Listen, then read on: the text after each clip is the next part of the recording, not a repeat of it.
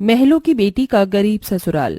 ये बॉल मेरी है, इसे तो मैं ही खेलूंगी। नहीं, ये बॉल मेरी है, इसे मेरे पापा लेकर आए थे। मैंने कहा ना, इस बॉल से मैं ही खेलूंगी। बच्चों, ऐसे लड़ते नहीं। अगर तुम दोनों ऐसे लड़ाई करोगे तो मैंने जो कपकेक बनाए हैं वो मैं तुम्हें नहीं दूंगी। सॉरी आंटी, अब हम लोग नहीं लड़ेंगे। Sorry mummy. वेरी गुड, चलो अब तुम दोनों मिलकर खेलो। मैं तुम दोनों के लिए कपकेक लेकर आती हूँ। इन बच्चों को खेलते देख मुझे तो हमारे बचपन के दिन याद आ जाते हैं। धीरे धीरे कब बड़े हो गए पता ही नहीं चला। हमारे बच्चे साथ में खेलते हुए कितने ज्यादा प्यारे लगते हैं ना। राजेश, क्यों ना हम अपने बचपन की दोस्ती को रिश्तेदारी में बदल ले? तुम क्या कहते हो? सच कहूं तो जितेंद्र, तुमने तो मेरे दिल की बात कह दी। मैं भी कब से तुमसे यही बात करना चाहता था। तो अब तय हुआ, जब हमारे बच्चे बड़े हो जाएंगे तो हम इनकी शादी करेंगे। इतना कहकर बचपन के दोस्त राजेश और जितेंद्र एक दूसरे के गले मिलते हैं। राजेश और जितेंद्र शहर के सबसे बड़े बिजनेसमैन थे। इन दोनों का घर किसी महलों से कम नहीं था।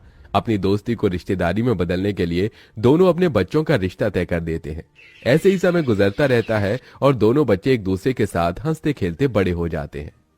बेबी, ये लीजिए आपकी कॉफी। तुम फिर ये मिल्क और शुगर वाली कॉफी ले आई। तुम्हें पता नहीं कि मैं ब्लैक कॉफी पीती हूँ?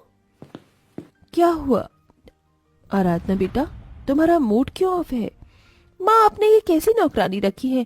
मैं जब भी इससे कॉफी मांगती हूँ ये मेरी कॉफी में दूध और चीनी डालकर ले आती है। इसे पता नहीं कि मुझे ब्लैक कॉफी पसंद है। बेटा, बेचारी दिन भर में इतने सारे काम करती है, इसलिए भूल जाती होगी। लेकिन तुम फिक्र मत करो, मैंने आज ही एक और नई नौकरानी रखी है। अब से वो रोज तुम्हारे लिए तुम्हारी मनपसंद ब्लैक कॉफी लेकर आएगी। लेकिन ये क्या, सुबह के 10 बज चुके हैं और तुम अभी तक तैयार नहीं हुई? तुम्हें क्या कॉलेज नहीं जाना? मैंने आपसे कहा था ना कि जब तक मेरी फरारी नहीं आ जाती मैं कॉलेज नहीं जाऊंगी। ऐसा कभी हो सकता है कि हमारी प्यारी बिटिया रानी ने हमसे कुछ बोला हो और हमने उससे नाला कर दिया हो? तुम्हें जो फरारी चाहिए थी वो फरारी कब की आ चुकी है और नीचे कब से तुम्हारा इंतजार कर रही है। मम्मी, सच्ची डैड ने मेरे लिए मेरी मनपसंद फरारी मंगवा दी। आप दोनों वर्ल्ड की बेस्ट मम्मी और डैडी हो। I just love you. I love you too my princess. चलो हम जल्दी से तैयार हो जाओ। आराधना जल्दी से उठती है और तैयार होकर सीधा अपनी फरारी में बैठती है। लेकिन आराधना कॉलेज जाने की बजाय एक पार्क के सामने जाकर अपनी गाड़ी रोकती है और जल्दी से गाड़ी से उतरकर पार्क में जाती है, जहां वो एक लड़के से मिलती है। सॉरी, आज फिर से मैं आने में लेट हो गई।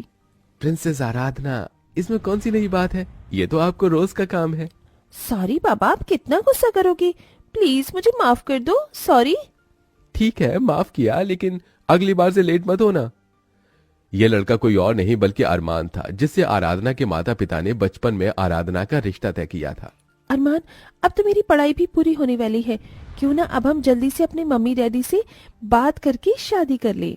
बचपन में हमारी मम्मी पापा ने हमारा रिश्ता तय किया था, लेकिन अब मुझे ऐसा लगता है कि हमारी शादी होना मुश्किल है। जब से पापा के बिजनेस में लॉस हुआ है तब से हम लोग एक छोटे से किराए के मकान में रह रहे हैं। अब ना ही हमारे पास रहने के लिए कोई बड़ा घर है और ना ही अपनी ख्वाहिशों को पूरा करने के लिए पैसे। मैं ये सब जानती हूँ, लेकिन हमने बचपन से एक दूसरे से प्यार किया है, तो अब हमें कोई अलग नहीं कर सकता। और ये रिश्ता तो हमारे पापा ने तय किया था। मुझे नहीं लगता कि वो इससे अब इनकार करेंगे।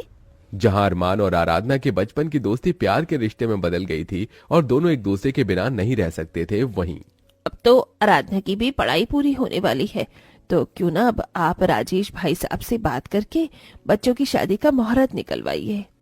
मैं तो कब से ये सोच रहा था, मैं कल ही जाकर राजेश से बच्चों की शादी का मुहूर्त निकलवाता हूँ। अगले दिन होते ही जितेंद्र अपने बचपन के दोस्त राजेश के घर जाता है। राजेश, कैसा है तू? अरे ठीक हूं, लेकिन तू यहाँ क्या कर रहा है? भूल गया, बचपन में हम दोनों ने अपने बच्चों का रिश्ता तय किया था। अब उन दोनों की उम्र शादी लायक हो चुकी है।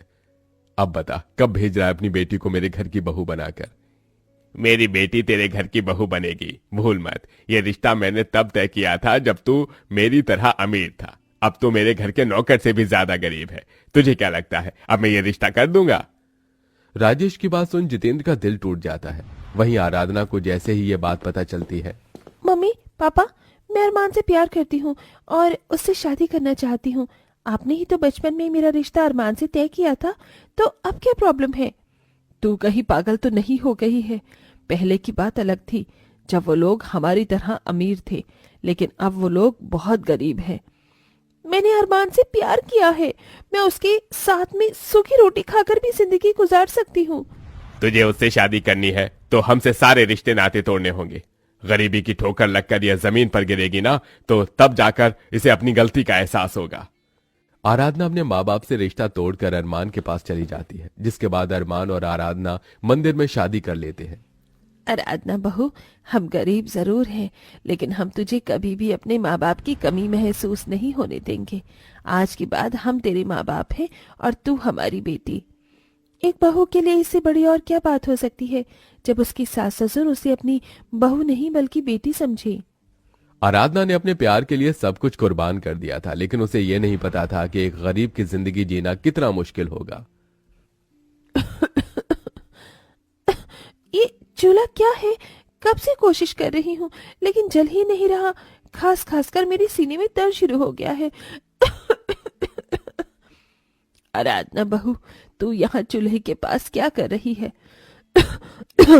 माँ जी, आज मेरी पहली रसोई की रस्म है, इसलिए मैं आप सब लोगों के लिए खीर बना रही थी। लेकिन देखिए ना, ये चूल्हा तो जल ही नहीं रहा। जरा अपनी हालत तो देख, खास खास कर तेरी क्या हालत हो गई है।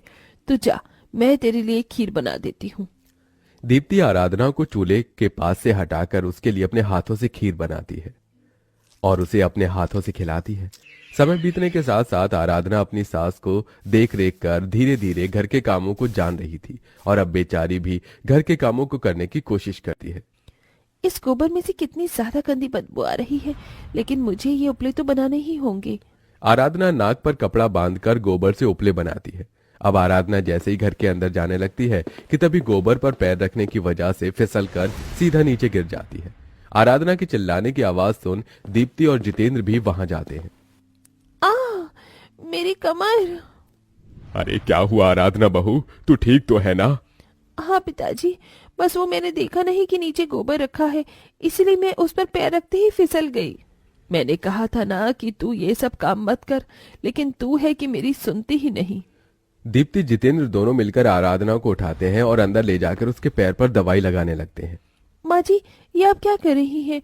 आप मेरे पैरों को मत छूइए। दीप्ति बहू, तू क्यों भूल जाती है कि तू मेरी बहू होने के साथ साथ अब बेटी भी है मेरी, और एक माँ अपनी बेटी का ख्याल नहीं रखेगी तो कौन रखेगा? अपनी सास ससुर के दिल में अपने लिए इतना प्यार देख आराधना की आंखों में आंसू आ जाते हैं। ऐसे ही समय गुजरता रहता है और एक दिन लगता है मुझे जिंदगी भर मेहनत मजदूरी ही करनी पड़ेगी। आज भी कंपनी वालों ने मुझे इंटरव्यू में सेलेक्ट नहीं किया।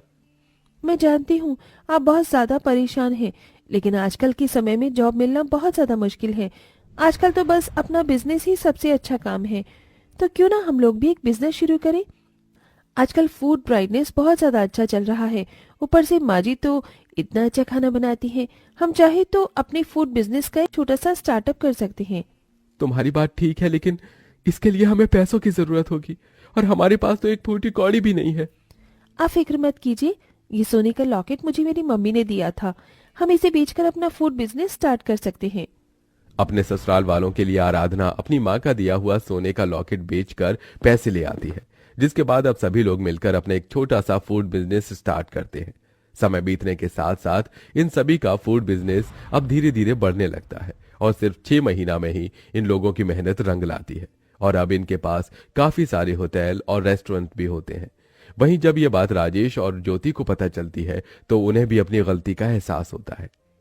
जितेंद्र, मेरे बचपन के दोस्त, मुझे माफ कर दे। पैसों के घमंड ने मुझे अंधा कर दिया था और मैं अपने बचपन की दोस्ती और वादे को भूल गया था। हाँ भाई साहब, हमसे बहुत बड़ी भूल हो गई, हमें माफ कर दीजिए। राजेश मेरे दोस्त, तुझे मुझसे माफी मांगने की कोई जरूरत नहीं है। तेरी बेटी भले ही महलों की रानी थी, लेकिन अपने गरीब ससुराल में कभी उसे किसी चीज की शिकायत नहीं की। आज जो ये सब कुछ पहले की तरह हो पाया है, ये सब सिर्फ आराधना की वजह से हुआ है। अगर आराधना नहीं होती तो हम लोग अभी भी उस गरीबी में ही जी रहे होते। दीप्ति और जितेंद्र की बात सुन राजेश और ज्योति को आराधना पर बहुत गर्व होता है, जिसके बाद आराधना का अपने माँ बाप से रिश्ता बिल्कुल पहले की तरह हो जाता है। वहीं राजेश और जितेंद्र की बचपन की दोस्ती भी अब बिल्कुल पहले की तरह हो जाती है और सब खुशी खुशी रहते हैं।